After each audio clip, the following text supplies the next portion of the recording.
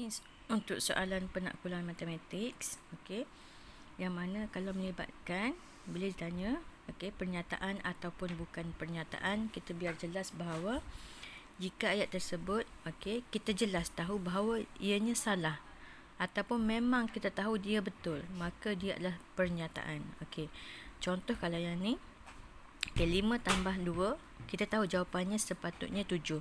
Tapi dia buat 52, maksudnya jelas salah. Nyata salah. Maksudnya ayat ini adalah ayat pernyataan, iaitu ayat yang nyata. Okay.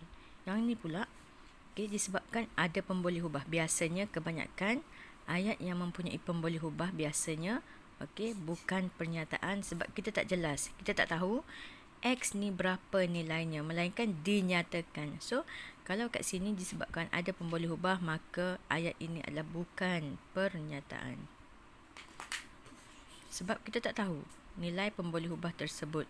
Jadi, kita tak tahu nak jawab sama ada ianya betul ataupun salah, benar ataupun palsu. Okey, seterusnya. Untuk soalan yang ni, okey, yang ni terlalu mudah. Okey, sekiranya kita ada point dia suruh bina dua implikasi. Dua. Digunakan perkataan pointnya adalah soalan di sini. Okay. Kuncinya pada perkataan jika dan hanya jika. Maksudnya key dia kita nak tahu sini. Jika dan hanya jika. Jadi ini adalah point yang pertama dan ini adalah point yang kedua. Sebelum perkataan jika dan selepas perkataan jika. Okey. So, ayatnya adalah kita gunakan, okey. Jika kita perhatikan MN, okey. Bila point dia jika dan hanya jika, kita gunakan untuk implikasi dua yang terbentuklah implikasi satu adalah jika, wajib guna perkataan jika kita salin poin yang pertama. Okey. Jika M salin semua, M sama dengan kosong, okey, seterusnya, maka eja penuh.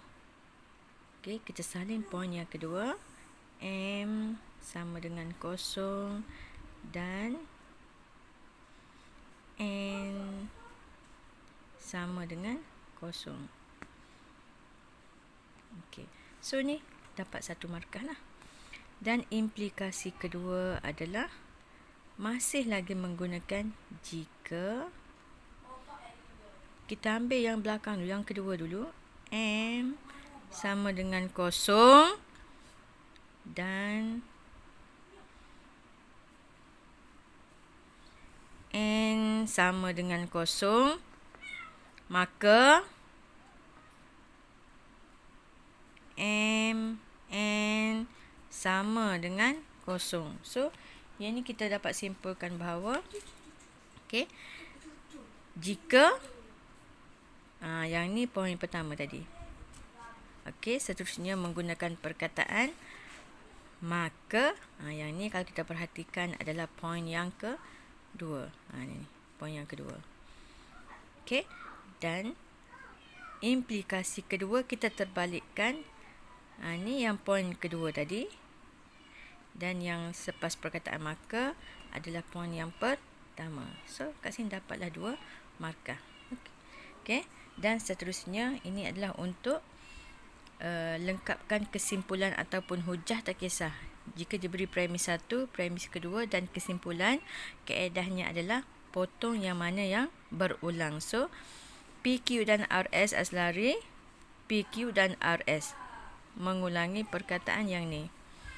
PQ dan RS. Okey, seterusnya masih lagi sebut PQ dan RS bersilang. So, perkataan bersilang diulangi.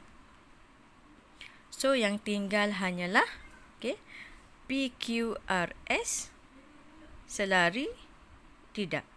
Jadi, kita gabungkan menggunakan ayat yang standard. Okey, so kita gabungkan menggunakan ayat yang logik, iaitu PQ dan RS tidak Kita ambil yang bawah dahulu.